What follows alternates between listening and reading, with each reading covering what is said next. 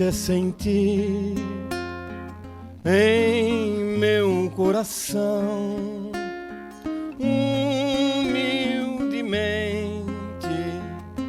vai nascendo amor.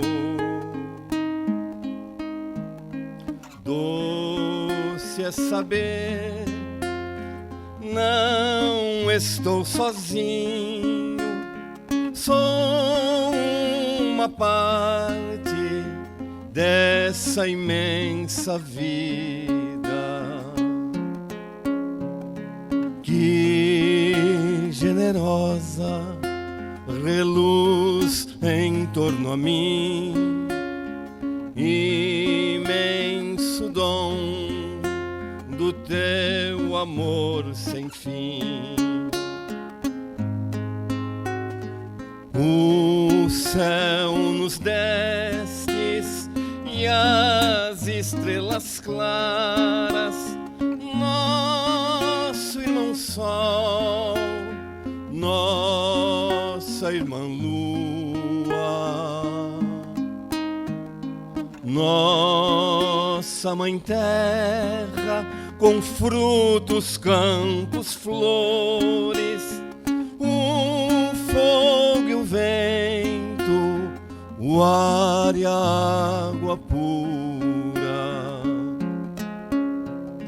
Que generosa reluz em torno a mim, imenso dom do teu amor sem fim. Doce é sentir em meu coração, humildemente vai nascendo amor. Doce é saber, não estou sozinho, sou uma parte dessa imensa vida. Que generosa reluz em torno a mim, imenso dom do teu amor sem fim. O céu nos destes e as estrelas claras, nosso irmão sol, nossa irmã lua, nossa mãe terra, com frutos, campos, flores, o fogo e o vento, o ar e a água pura. Que generosa reluz em torno a mim, imenso dom do teu amor sem fim, do teu amor sem fim.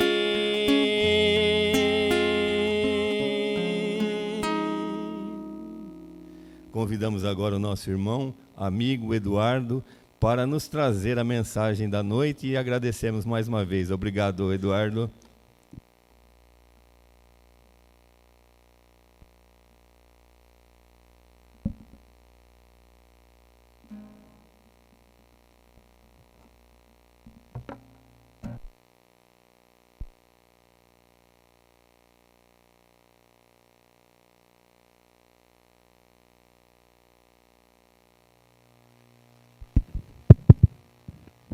Boa noite a todos.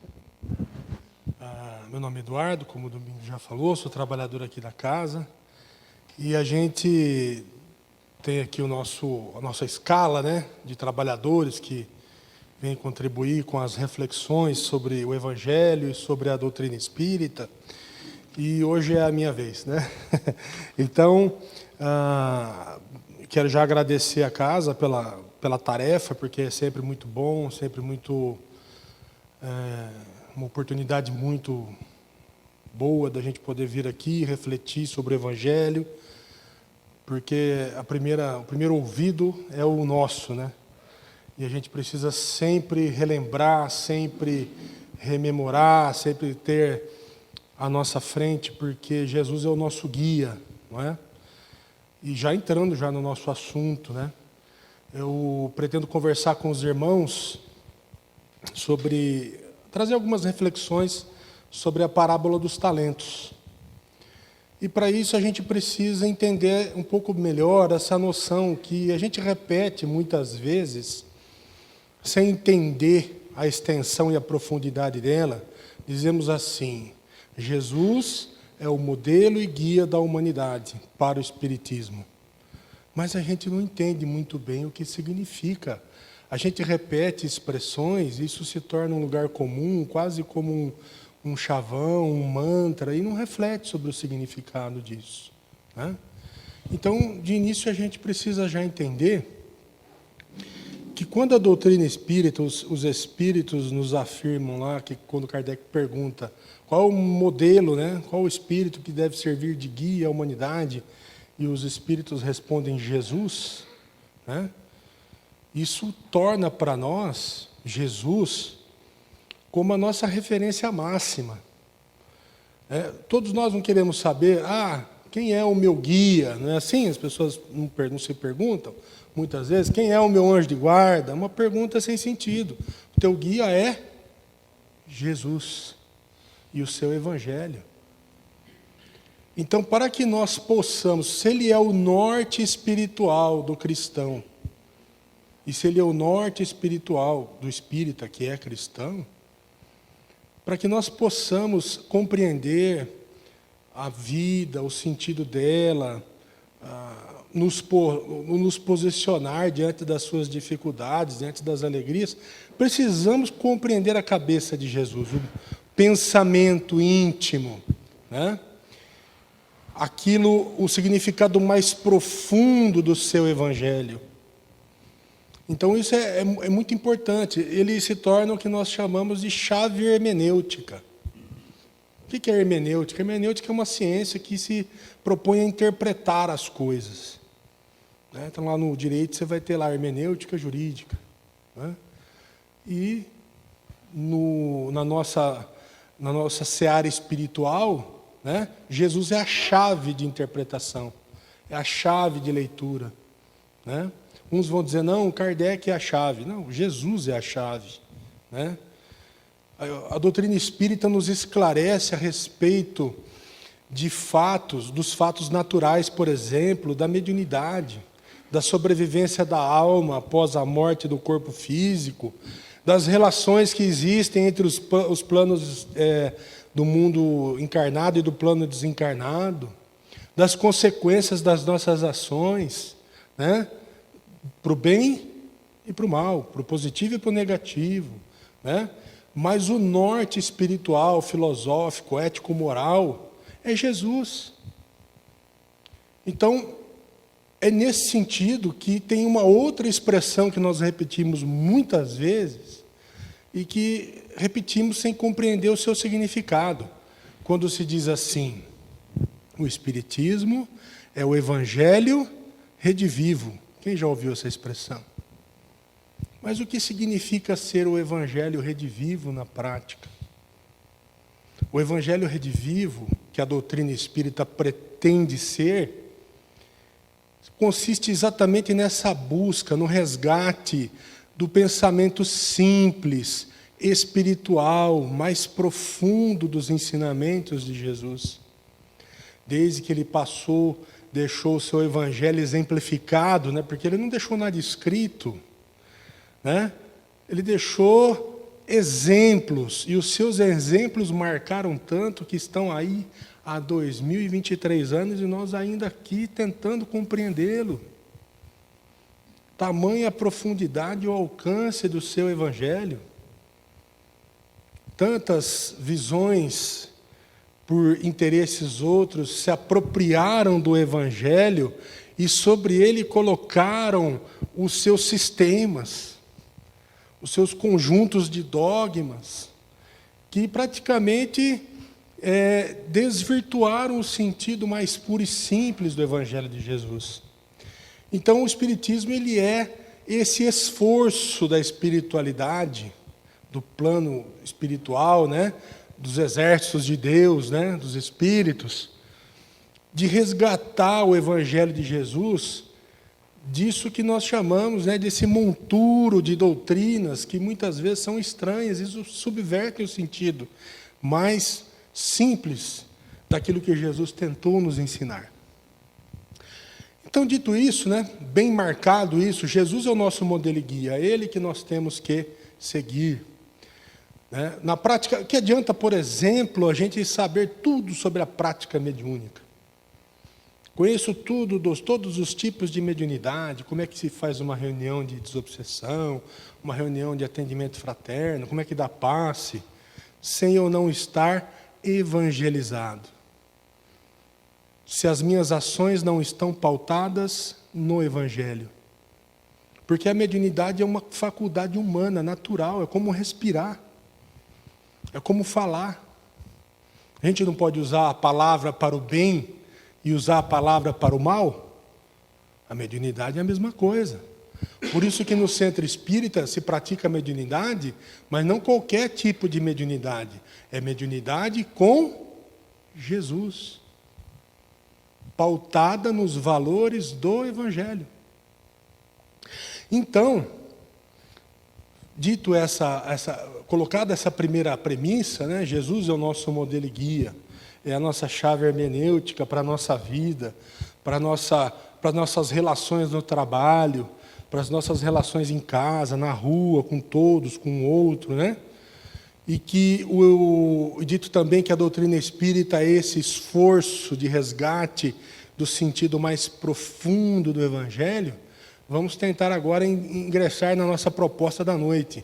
Tentar compreender um pouco melhor qual é o ensinamento deixado para nós na parábola dos talentos. De início, o que a gente já pode destacar, né? Kardec seleciona a parábola dos talentos e coloca ela lá no capítulo 16, que é intitulado Não se pode servir a Deus e a Mamon ao mesmo tempo. Ninguém pode servir a dois senhores, ou serve a um ou serve a outro. Né? Mamon é a representação de tudo que é mais material. Né? Que tudo que está atrelado às coisas das sensações físicas.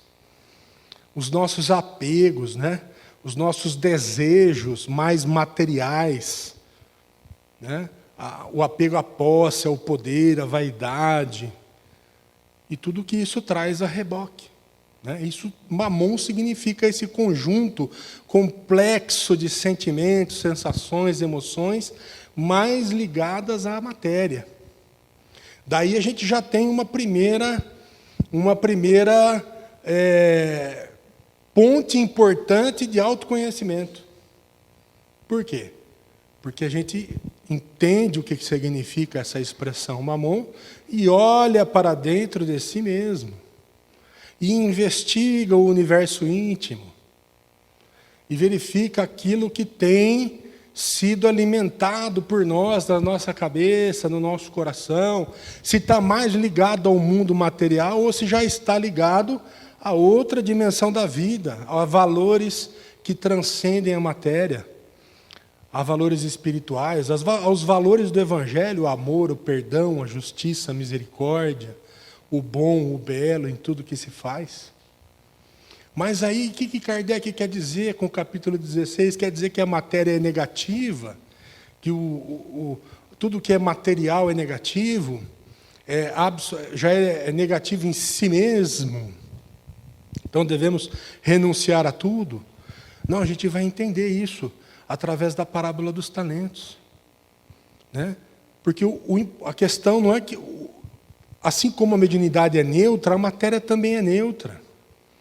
O bem e o mal não está no uso em si, está na forma como nós fazemos uso da matéria.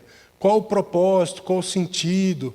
se nós vivemos em função dela, se tudo que, né, numa palestra muito bonita que Haroldo vai trabalhar, a dimensão das tentações, né, ele vai citar Emmanuel, numa obra que eu não vou me lembrar agora, que ele vai falar dos processos obsessivos, né?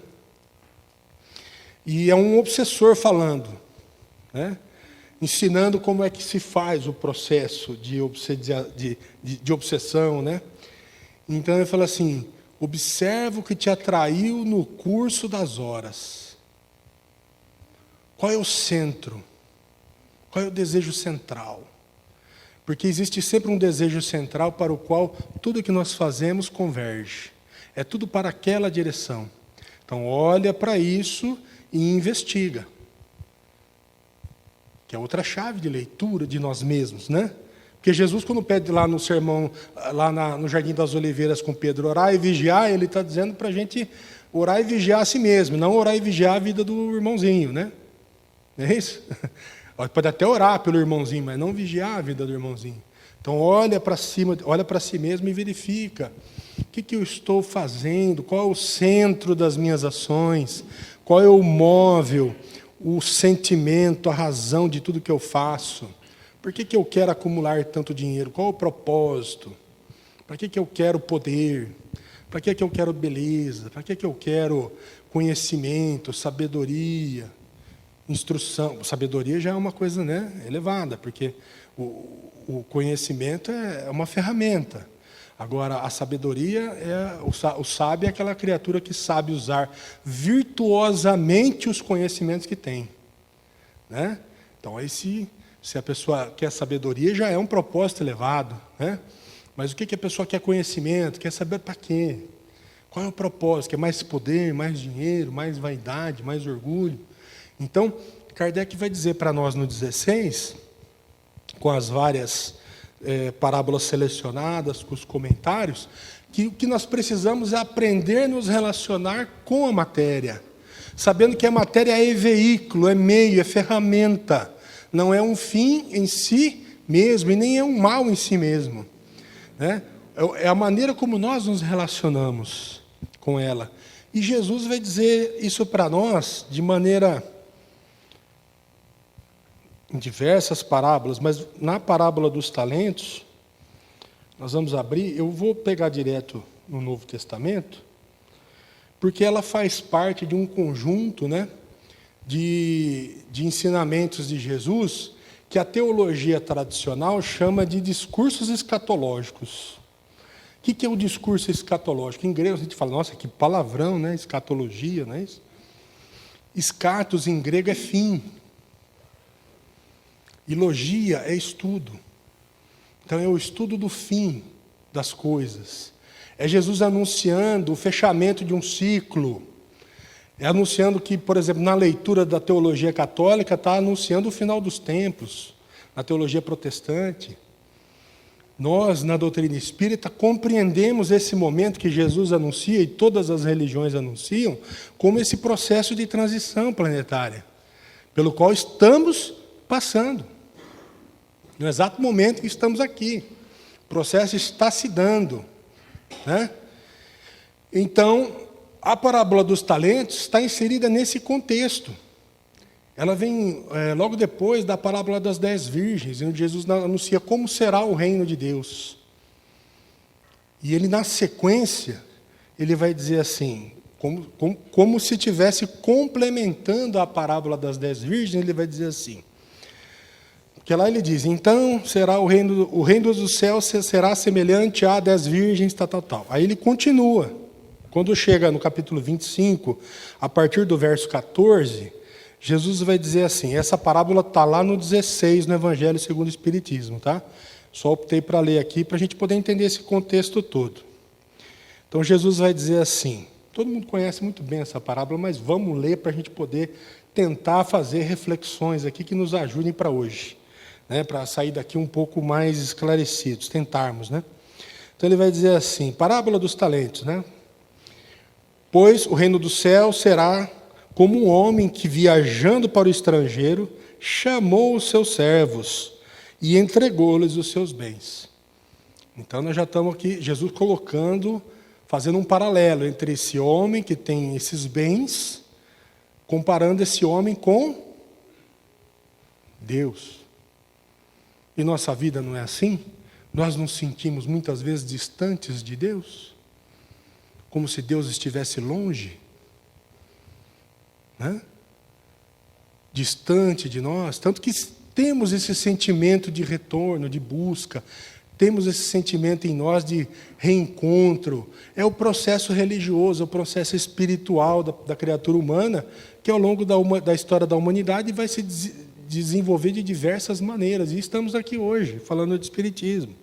Então Jesus fala que o reino do céu será, pois, como um homem que, viajando ao estrangeiro, chamou os seus servos e entregou-lhes seus bens. A um deu 5 talentos, a outro 2 e a outro 1.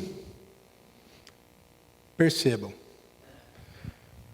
A um deu 5 talentos, a outro 2 e a outro 1, segundo as suas capacidades. Já temos aqui mais uma segunda reflexão. Perceberam que não tem ninguém sem nenhum talento? Que não há de nenhum de nós que não tenha isso que Jesus chama de talento, que nós vamos tentar entender qual é o paralelo que ele faz? Que não existe criatura humana, por mais cheia de limitações que ela tenha, né? Imaginem só os variados casos que nós temos. O próprio dom da vida é um talento em si mesmo. O tempo que nós temos é um talento em si mesmo. O que nós temos, aquilo que nós temos dedicado às nossas vidas, é uma forma do uso do talento. O nosso tempo, como temos empregado o nosso tempo, é o emprego do talento, né? A capacidade de compreensão, de ensinar, a capacidade, por exemplo, de compreender ideias complexas, de ouvir, a capacidade de amparar, de ajudar, de auxiliar, de amar, de perdoar. Todos nós temos esses recursos dentro de nós. E ele continua. A cada um segundo a sua capacidade, né? Essa partilha de bens. E partiu imediatamente para o estrangeiro, partiu imediatamente o que recebeu 5 talentos, e saiu para trabalhar com ele e ganhou outros 5. Da mesma maneira, o que recebera 2, ganhou outros 2.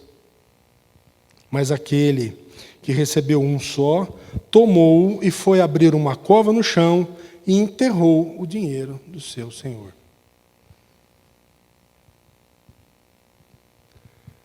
Muitas vezes, não é assim que temos agido na vida? Com medo. Enterramos as nossas capacidades. Ou com preguiça. Deixamos de fazer render frutos, capacidades que carregamos em nós. Aqui já nós temos, então, uma outra chave de autoconhecimento extraordinária. Para que nós olhemos para dentro de nós mesmos e tentamos nos perguntar, será que temos enterrado algum de nossos talentos? Ou será que temos dado fruto dos nossos talentos? Tem uma outra reflexão importante aqui. Percebam, um que recebeu 5, trabalhou e chegou com outros 5. Outro que recebeu 2, trabalhou e apresentou outros 2, de acordo com a sua capacidade. Então, eles exerceram a sua capacidade no limite máximo. Receberam 5 e apresentaram outros 5. É Jesus dizendo isso para nós. Que nós precisamos aprender, crescer nessa proposta de frutificação, de rendimento. Enquanto o nosso irmão que ficou com medo, enterrou um talento, né? E aí nós vamos ver o que acontece na sequência. Todo mundo conhece. Aí Jesus diz assim: depois de muito tempo, o senhor daqueles servos voltou e pôs-se a ajustar contas com ele. Percebam por que essa parábola está nesse contexto desse discurso escatológico. Vai chegar um tempo, né, ou se já não chegou o tempo, que nós teremos que dar conta do uso que fizemos dos talentos que recebemos por empréstimo de Deus. Como nós dissemos, a própria vida é um talento em si mesmo. Produziu, tentou frutificar a vida em frutos no bem. Geralmente aqui a gente vai fazer, quem faz uma leitura mais materialista ou mais literal, vai pensar em dinheiro. Vai pensar em prosperidade material. Agora, a prosperidade material só é talento se ela for convertida e revertida para o bem de si mesmo e dos outros. Os frutos espirituais que Jesus pede que nós aprendamos a dar, nos momentos em que nós somos chamados, por exemplo, a render frutos no perdão. Quantas vezes, quantas situações no dia, na semana, somos chamados a perdoar? Não é? Hoje em dia está todo mundo com os sentimentos à flor da pele, qualquer palavra a pessoa se sente ofendida. E o fruto do perdão? Está com orgulho a flor da pele, atiçado, né? E o fruto da misericórdia? O fruto do trabalho? Muitas vezes somos chamados no exercício dos nossos trabalhos, por exemplo, a render frutos de justiça, a não exigir mais daquilo que nos é direito, e se for o caso, para fazer o bem, para fazer o justo, o correto, cortar até mesmo na própria carne, e renunciar àquilo até que seria de direito seu. É um fruto na justiça, na misericórdia, no perdão. E nós vamos seguindo. Então ele vai dizer assim, ó. Então ele chama e presta conta, né? Chegando aquele que recebera 5 talentos, entregou os 5, dizendo: Senhor, tu me confiaste 5 talentos, e aqui estão outros 5 que ganhei. Aí disse Jesus, que o Senhor lhe disse a esses 5: muito bom, servo bom e fiel, sobre o pouco foste fiel, sobre o muito te colocarei. Vem e alegra-te com o Senhor. Vem e participa da alegria disso que Jesus chama do reino de Deus, da felicidade, da misericórdia, da libertação total. E a visão espírita é essa, que é a libertação total e completa da dor e do sofrimento, que só existe por causa dos nossos apegos às coisas da matéria. E aqui é a chave, porque ele vai dizer, né? Servo bom e fiel, rendestes tudo o que você tinha potencial para render. De maneira que, se nós temos aquele talento, nós temos potencial, temos capacidade de render o dobro daquilo que temos. E muitas vezes temos medo. Não confiamos. Não? O que é a fé? A fé é, em última instância, é confiar. Vem do latim fidei, é confiança. Você confia que aquilo é como você acredita que é. Então, nessa dinâmica do reino, Jesus está dizendo: confia na confiança que Deus depositou em você sobre esses teus talentos que Ele te entregou. E faz disso o melhor que você puder. E reparem, um rendeu 5, outro rendeu 2, né? E não importa se você rende 5 ou se você rende 2. Importa que você renda.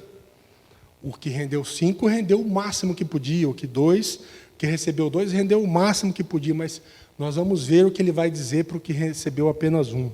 E ele vai dizer assim: Chegando também o que recebeu 2 talentos, disse: Senhor, tu confiaste 2 talentos, aqui estão outros 2 que ganhei. E disse-lhe o Senhor: muito bem, servo bom e fiel. Sobre o pouco foste fiel, sobre o muito te colocarei. Vem e alegra-te com o Senhor. Por fim, chegando o que recebera 1 talento, disse: Senhor, eu sabia que és homem severo, que colhe onde não semeaste e ajunta onde não espalhaste. Assim, amedrontado, fui enterrar o meu talento no chão. Aqui tens o que é teu. Toma. A isso respondeu-lhe o Senhor: servo mau e preguiçoso, sabias que colho onde não semeei e que ajunto onde não espalhei? Pois então devias ter depositado o meu dinheiro com os banqueiros, e ao voltar receberia com juros o que é meu. Vamos deixar o fecho para o final. Percebam. Recebeu 1 talento e devolveu o talento que recebeu. Da nossa ótica, da ótica da nossa visão estreita, ele devolveu para o Senhor aquilo que pertencia ao Senhor. Está justo, não está justo? É a lógica do nosso direito. Dar a cada um o que é seu. Mas Jesus pede que nós transcendamos, que nós vamos além. Ele vai dizer isso diversas vezes. Por exemplo, na parábola do semeador. Quem se lembra da parábola do semeador? Ele vai dizer: o semeador saiu a semear, e poucos das sementes foram caindo ao longo do caminho. E umas caíram entre as pedras, outros caíram entre os espinhos, outras caíram em solo raso, mas outras caíram na terra boa. Percebam, as que caíram nas pedras e as que caíram nos espinhos e na terra rasa não geraram frutos. Umas chegaram até a enraizar, outras nem enraizaram, mas não gerou nenhum fruto. Mas a que caiu na terra boa, Jesus vai dizer: cada semente, uma rendeu 10 por 1, outra rendeu 50 por 1, outra rendeu 100 por 1. E não importa se você rendeu 10, se você rendeu 50, se você rendeu 100. Importa que você rendeu mais do que recebeu. Percebam a transcendência? Porque a rigor nós diríamos assim: poxa, mas o servo devolveu, ele guardou o que era do Senhor, está justo, não tem erro aí, não é? Mas é porque Jesus quer que nós aprendamos a ir além, a transcender.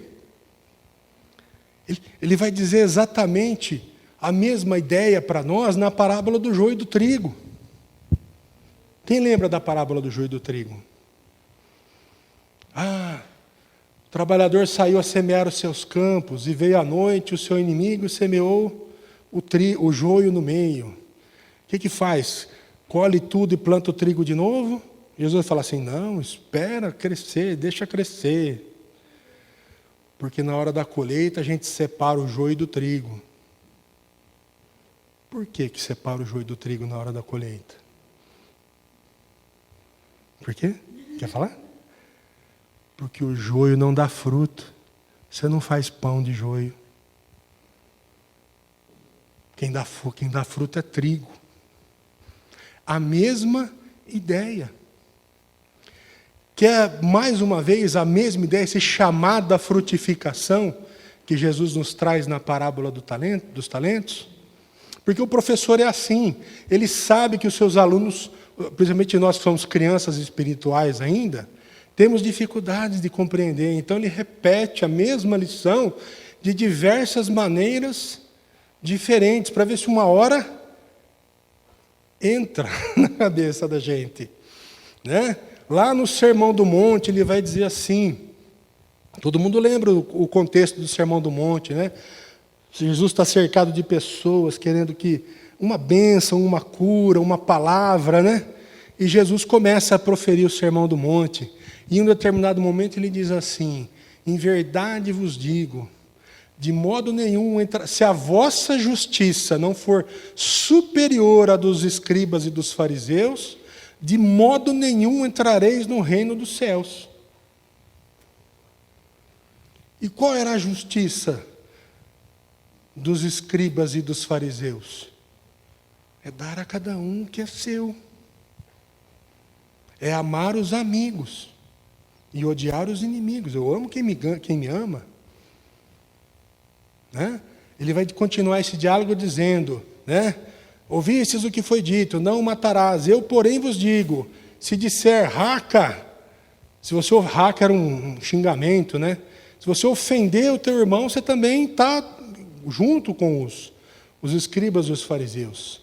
Imagina só hoje, em tempos de redes sociais. Se você se encolerizar contra o seu irmão, de modo nenhum entrareis no reino do céu. Olha como que nós estamos complicados. A gente não está toda hora se encolerizando uns com os outros, por razões muitas vezes insignificantes? Percebe a frutificação, a transcendência, o ir além? Quer mais uma vez? Quer outra vez em que Jesus vai dar a mesma ideia para a gente? Aquela passagem em que chega um doutor da lei e pergunta assim, Rabi, qual o maior dos mandamentos? Todo mundo lembra dessa, não lembra? Ele vai dizer assim, em verdade vos digo, ouvistes o que foi dito aos antigos. O primeiro mandamento é amar a Deus sobre todas as coisas, de todo o teu coração, de todo o teu entendimento. Não é? Aí diz, mas há um outro, que é semelhante a esse primeiro, que é amar o teu próximo como a si mesmo. De maneira que amar o próximo como a si mesmo, todo mundo está muito ciente disso, não fazer para o outro aquilo que você gostaria que fosse, não gostaria que fosse feito para você, e fazer para o outro aquilo que você gostaria que fosse feito para você, correto? Beleza? Isso é o básico, isso é o servidor do um talento, é o mínimo. Por quê? Porque Jesus, na última ceia, antes de ir lá para eles dormirem, né, que ele vai ser preso depois no jardim do Getsemane, ele vai dizer assim para os 12, para os 11 já nessa hora, Judas já não estava mais, né? Um novo mandamento vos dou, que amai-vos uns aos outros como eu vos amei. Percebe que ele revogou o amar o próximo como a si mesmo. Por que ele revogou? Ele revogou com o exemplo, porque ele amou muito mais do que amar o próximo como a si mesmo. Porque ele foi além, ele transcendeu, ele entregou a própria vida para deixar o Evangelho. Tanto que ele vai dar esse diálogo, ele vai dizer assim, ó, ninguém tem amor maior do que aquele que entrega a vida pelos amigos.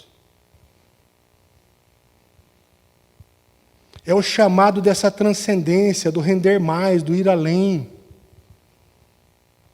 É o que a doutrina espírita vai nos ensinar, que é a abnegação total, que é a caridade. O que é a caridade? Fazer o bem. Oi? Fazer o bem sem orar a quem, mas também sem interesse. Sem esperar nada em troca para si. Amor é isso, né? Você ama independente de ser amado. É amar sem esperar ser amado.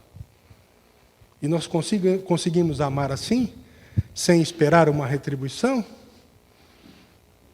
Que é o que Jesus faz por nós. Fez e faz por nós com o Evangelho. Ele não está esperando a retribuição. Ele entregou a própria vida para deixar essa mensagem de libertação. Que a gente faz o link aqui com o Evangelho, segundo o Espiritismo, no capítulo 16, que é o servir a Deus. Que é buscar essa transcendência, que é ir além. Que é frutificar, aqui na parábola dos talentos, é entregar mais do que você recebeu. A vida é um dom divino. E nós não podemos desperdiçar a vida com coisas que são transitórias. Precisamos colocar a vida naquilo que é transcendente, naquilo que nos impulsionará rumo à libertação, rumo à misericórdia, rumo ao perdão, rumo a esse mundo que a gente tanto deseja, de perdão, de amor, de justiça, de misericórdia. A gente abre o noticiário todos os dias, é um dia pior que o outro, não é isso? Não é? Aí você fala, meu Deus do céu, cadê esse mundo de regeneração? Não é? Mas o mundo de regeneração precisa estar dentro da gente. O reino de Deus é dentro de nós que ele nasce e cresce. A gente não pode esperar que o mundo faça. Nós precisamos nos esforçar para fazer aquilo que Jesus nos chama por nós mesmos. A primeira reforma, a gente quer mudar o mundo, né? Mas antes de mudar o mundo, a gente precisa mudar a si mesmo. E os parâmetros que Jesus nos coloca são esses. E aí, o fecho da parábola dos talentos. O que ele vai dizer para esse nosso irmão que recebeu? Se a gente não tem um olhar espiritual para a leitura do Evangelho, a gente não compreende e chega até a entender Deus de uma maneira equivocada. Mas era a visão da época, porque o professor também ele usa os elementos dos seus alunos, do contexto cultural dos seus alunos. Ele sabe a maneira como que os seus alunos entendem a mensagem. Então ele usa os elementos do contexto dos alunos. Então por isso que precisa essa visão desse Deus duro. Porque era a visão que os judeus tinham de Deus. Era o Senhor dos exércitos, não é o Pai que Jesus ensina para nós. Não é o Pai universal, o Pai do Pai Nosso. Pai nosso que estais nos céus. É o Pai do judeu, é o Senhor dos exércitos, é Javé. É o Senhor que vai fazer com que o povo judeu prevaleça sobre todas as outras nações. É com esse povo que ele está falando. Então ele vai dizer aqui, no fecho dessa parábola. Pois então devia ter depositado o meu dinheiro com os banqueiros, e ao voltar receberia o que é meu com juros. Ó, o pedido do mais. Tirai-lhe, pois, o talento que tem, e dai ao que tem 10. Porque a todo o que tem, lhe será dado, e terá em abundância. Mas aquele que não tem, até o que acredita que tem, lhe será tirado. Quanto ao servo inútil, que é esse que recebeu um talento só e não rendeu, lançai-o fora nas trevas, e ali haverá choro e ranger de dentes. O que são as trevas, o choro e o ranger de dentes? Senão uma vida cheia de limitações físicas, cheia de doenças, cheia de questões emocionais mal resolvidas, limitantes. São os talentos que muitas vezes nos são tirados. Porque não soubemos muitas vezes empregá-los de maneira minimamente justa. Perceba, se você tivesse empregado o seu dinheiro, colocado junto aos banqueiros, pelo menos os juros eu teria recebido. Percebam que não se trata de 5, de 2 ou juros, se trata de fazer alguma coisa. Se trata de render alguma coisa, se trata de se esforçar e fazer alguma coisa. No mínimo, o esforço de levar esse dinheiro para os banqueiros, você deveria ter feito, meu querido, em vez de ter enterrado. É isso que Jesus está falando. E já que nem esse esforço você quis fazer, então nós vamos tirar esse que você acredita que tem, e nós vamos entregar aquele para quem tem 10. Porque o talento aqui representa, ele tem uma dupla dimensão. Ao mesmo tempo que ele é um recurso para você produzir e fazer o bem, certo? Ele é uma medida da competência e do grau de responsabilidade que a gente tem com aquilo que recebe. A gente pode falar mais no foco da responsabilidade, porque aquele que produziu 5 e tem 10, ele teve responsabilidade com os talentos que recebeu e frutificou no limite da sua capacidade. Então é esse chamado à responsabilidade da gente aprender a valorizar o que nós recebemos de Deus, de valorizar a vida, de entender que a vida é um bem em si mesmo, de que o nosso tempo é um patrimônio inestimável, que nós temos que aprender a nos libertar dessa maquininha que inventaram, que deveria ser uma ferramenta de trabalho e que vira uma ferramenta de perdição de tempo, de desperdício de talento. Que a gente fica horas e horas nas redes sociais, horas e horas vendo vídeo, horas e horas discutindo coisas inúteis nas redes sociais. Em vez de quer usar a ferramenta, usa para o bem. Vai buscar um entendimento, vai buscar uma palestra que te dê um norte, que te oriente. Estou com uma questão aqui, porque a internet tem coisa boa. Tem muita, não é só coisa ruim, tem muita coisa boa. Mas a tendência, na maioria das vezes, é nós buscarmos aquilo que está ligado, lembra que nós falamos no começo?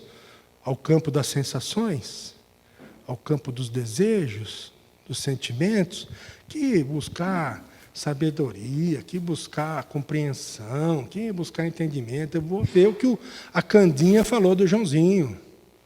Eu vou ver a discussão lá entre os políticos aí que estão se arrebentando. Eu quero ver o circo pegar fogo. Inclusive, eu vou botar minha gasolina lá. Não é assim? Vejo uma discussão na rede social, vou lá, coloco minha gasolina também. Eu estou falando porque eu já fiz isso muito, tá, gente? Hoje, graças a Deus, eu tenho tentado me libertar. E já, graças a Deus, já não tenho mais rede social nenhuma. E procuro usar no limite daquilo que é saudável. Quando eu percebo que eu estou indo para um caminho eu tento me policiar. Ainda dou minhas escorregadas, mas eu tento me policiar. Mas isso é só um exemplo. Esse tipo de exemplo serve para qualquer coisa. No que temos investido o nosso tempo?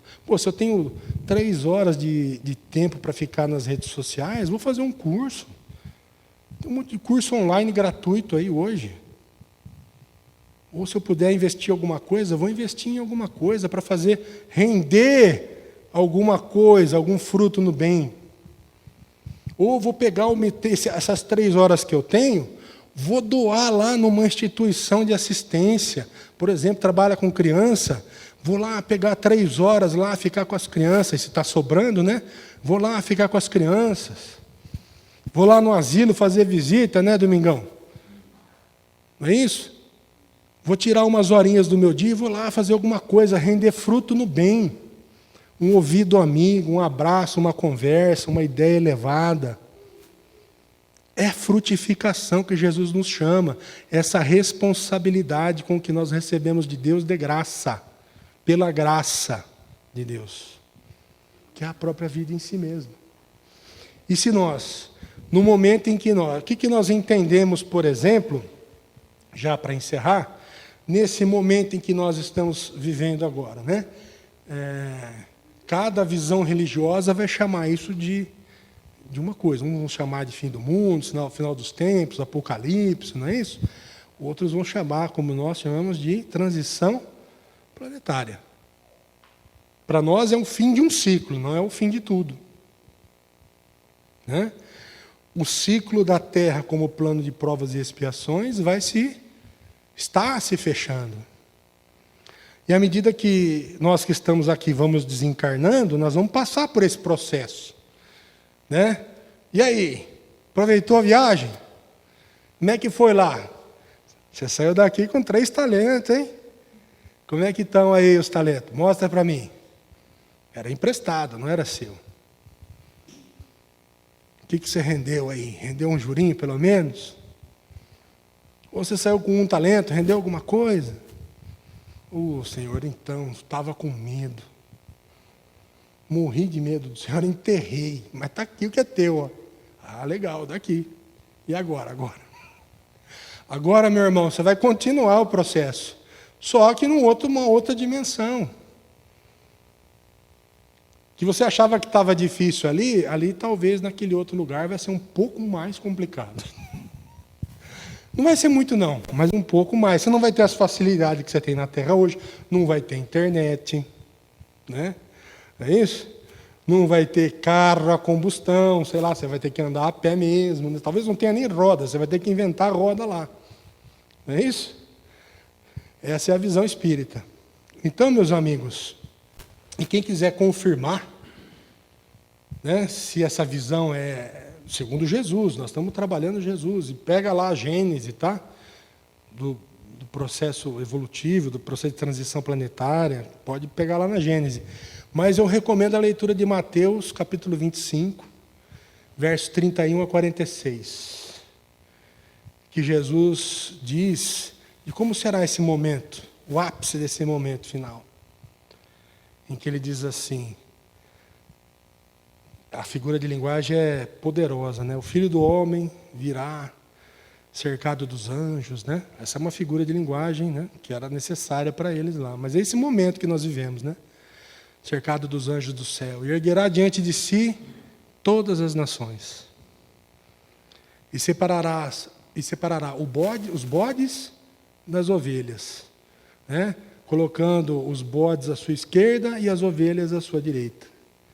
E dirá para os que estão à sua direita: vinde a mim, benditos de meu Pai. Olha os frutos, hein? Olha só.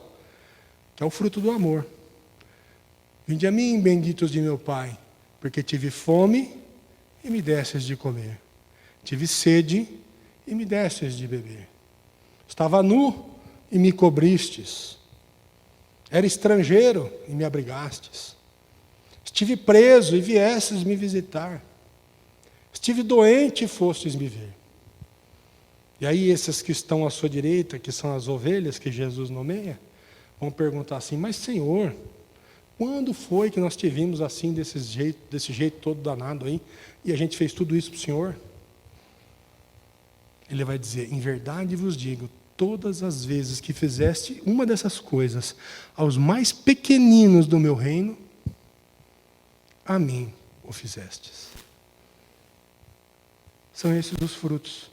Percebam que todas essas formas que Jesus apresenta, o alimento, a água, a roupa, o abrigo, o amparo moral, por meio da visita, você não está sozinho, estou aqui do teu lado, passando por aquele momento, que é a fraternidade, a solidariedade, né? São frutos do amor. São formas de exercitar o amor. E é isso que Jesus nos pede, através da parábola dos talentos. Muito obrigado a todos pela atenção. Espero que a gente consiga sair daqui hoje com algumas reflexões e tentar olhar para dentro de cada um de si mesmo, né, e ver se a gente consegue aproveitar melhor os nossos talentos. Boa noite a todos.